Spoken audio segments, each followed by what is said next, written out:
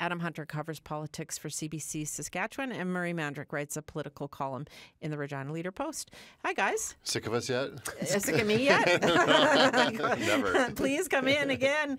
But there's always something to talk about. And Adam, what is the latest when it comes to those results? Yeah, so in Saskatchewan, there's been this wait for the mail-in ballots, and it's the normal process. So we're still waiting until November 9th. That's next Saturday. For the final count. So they're giving people, final chance. If they mail their ballots in before the deadline, they'll count those ballots.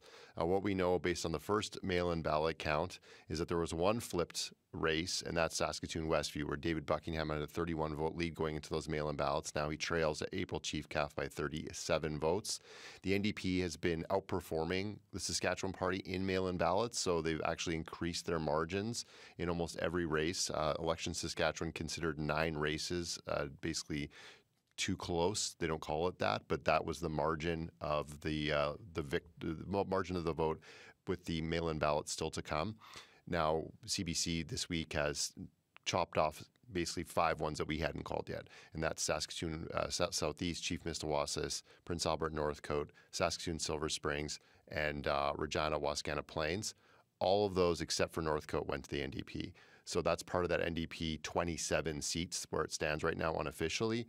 If it holds, and if the NDP keeps outperforming those or overperforming their mail-in ballots, they'll be in the legislature with 27 seats. The other one that's sort of outstanding but looks really good for the Saskatchewan Party is Willow Grove in Saskatoon. That would be Ken Cheveldayoff, and he would be the only quote-unquote urban seat out of Saskatoon and Regina for the Saskatchewan Party. So a shout out in Regina and a shout out in Saskatoon for the NDP. Murray, what kind of government caucus does this leave Scott Moe with? Well, rural one, and that's where the first problem lies. It's a problem both ways, absolutely a problem both ways. I actually think in many ways it's a bigger problem for the NDP because they have a very urban one, urban northern. And while that's great if you're maybe in government and you're focused on delivery of specific issues, because if you look at health, social services, education, that might be more suited to sort of urban environment issues, and they'd struggle to get an environment minister. But in opposition, it's a problem because they can't move forward in terms of reaching that other half of the province. They're going to be dealing with issues in those particular areas where they're going to be hypercritical of everything going on in health, education, et cetera, as they have been, and also because that's where the meat and potatoes are, and that's why they doubled their seats in the election. But I don't know if it's helpful in terms of expanding them. They have to reach out more. They have to present better than they obviously did in the election campaign. For the government, huge problem, obviously, because you're looking across the way at a very large, largely women, or certainly a significant number of women, a lot of them professionals, a lot of them well-educated, a lot of them very already seasoned and capable in the legislature. It's going to be way different look, a way different house sitting from the gallery looking down at, after years of looking down at these little rumps of 12, 14 opposition members. They're going to cover the whole side. And that's physically going to look different and going to be different in this particular legislature. So right off the bat, there's going to be that. There's going to be issues like the change room policy that is going to immediately divide because the dynamic of school board trustees on the government side and teachers, tons of teachers, and the opposition side.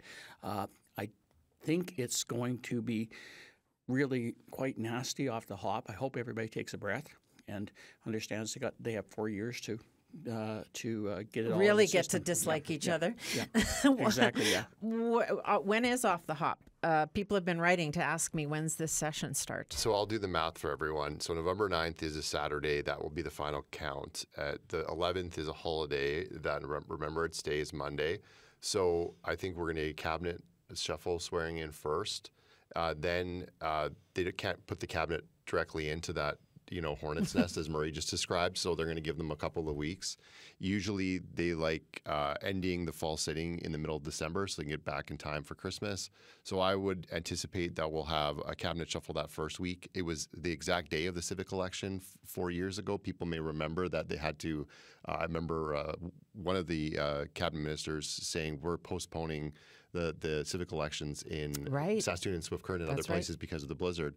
So, and that was the day of the cabinet shuffle. So I think, the 12th or 13th for that, then we'll have to have the swearing in of everyone, an election of a speaker, which will take on a little bit of an extra drama, I think. Sure will. And I just put this in Murray's ear. And, what if Ken Cheveldayoff wanted to be the speaker and didn't want to be in cabinet? Wouldn't that be interesting for the government, right? They would need him in cabinet because he's the only Saskatoon-based MLA. He has the most experience. He was the only member of class of 2003 who's still around. So he's likely in there, but they have to do that. And then and we have a throne speech as well. So a lot to pack into just about probably 3 weeks here at the end of November. Who else will be in cabinet besides probably Ken Cheveldayoff? Well, one assume Ken Cheveldayoff. He'll be absolutely patently ridiculous if he's not. Is the only MLA left from the cities.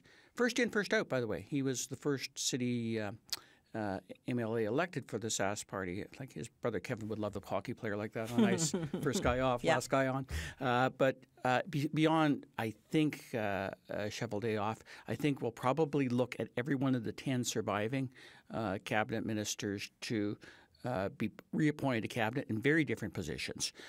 Because I can't imagine, unless, once again, the government isn't getting the message, and they might not be. Well, I guess we'll see whether there's much sincerity to what Scott Moe said on election night. But you got to move Jeremy Cockrell out of education. You got to move a few people around. You got to move.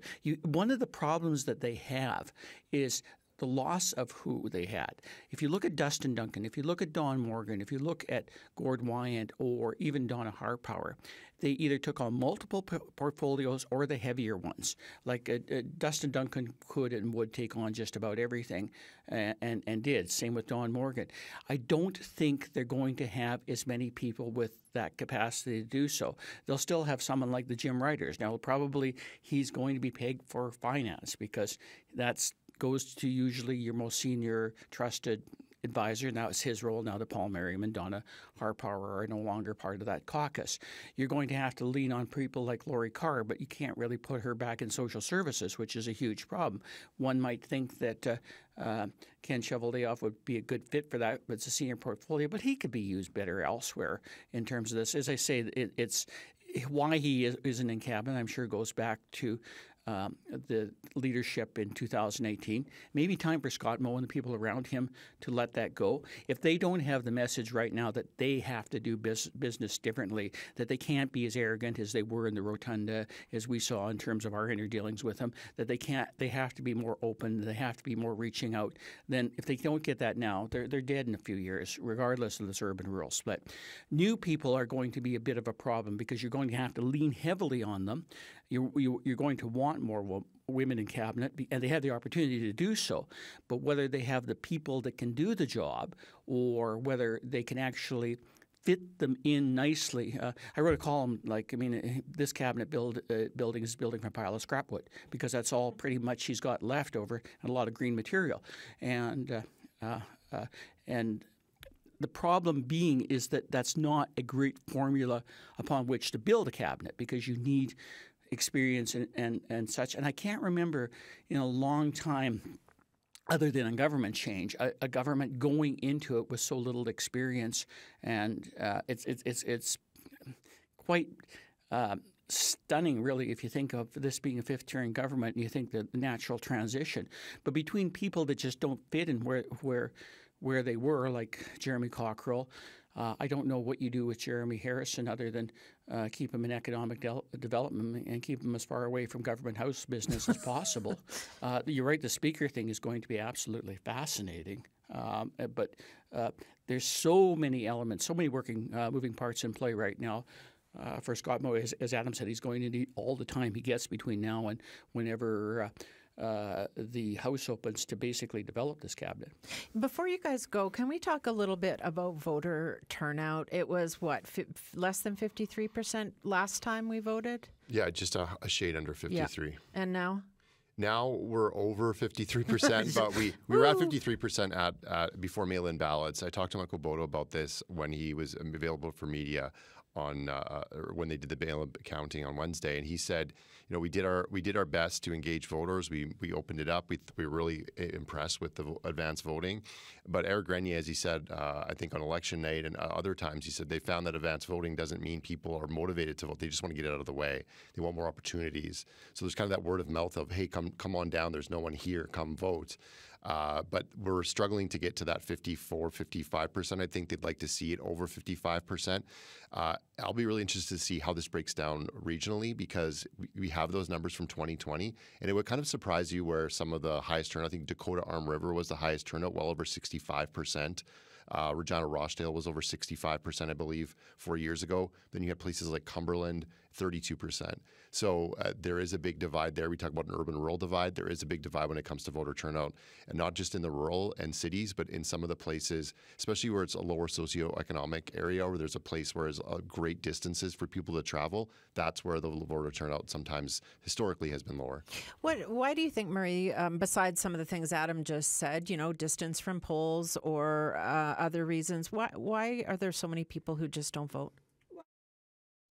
Are to blame, because all of us who add cynicism to the political system and by pointing out its flaws and the flaws of government, I think that's a bit of a turn off. I think general disinterest and disengagement in society. People love to talk on social media, but if Carla Beck had all the people on social media basically advising her on how she should be running her campaign, actually going out and campaigning for her, she probably would have won. And this is sort of the way we are as a society right now. We talk and talk and talk, and there's not people that actually do even the minimal, which is going out and getting out and voting. I was just looking at the numbers. I don't have it right in front of me, but I think it's about 1,600 and change that votes, if they changed in those 4 key ridings, that the 4 closest Sask party ridings, we would have a Carla Beck government today. So there is motivation to do so. If I look at Saskatoon Westview, I think it's 37 right now, the voter difference. 37 votes is a difference. And yeah, your individual votes don't make much of a difference, but neither does buying a lottery ticket, and we still do. More reward, I guess. But people have to understand the need, the duty, and the logic. Be quite frank, I would like to see voting tied to either penalty or incentive, in terms of either giving people some kind of tax incentive to vote or penalize them if they don't, like they do in Australia. And I think things like that would bring into the habit of voting. If you vote, you're probably going to be more engaged for the next 4 years in the result. But the other problem being, there's so many factors, Stephanie, but the other problem is I think politicians don't want people to vote. They want their people to vote. And that's kind of what we saw in this election. Didn't work out as well for either party. Thanks very much, you You're very guys, welcome. for You're welcome. all of the times we've talked this week. That's Adam Hunter, who covers provincial politics for CBC Saskatchewan, and Murray Mandryk, who writes a political column in the Regina Leader Post.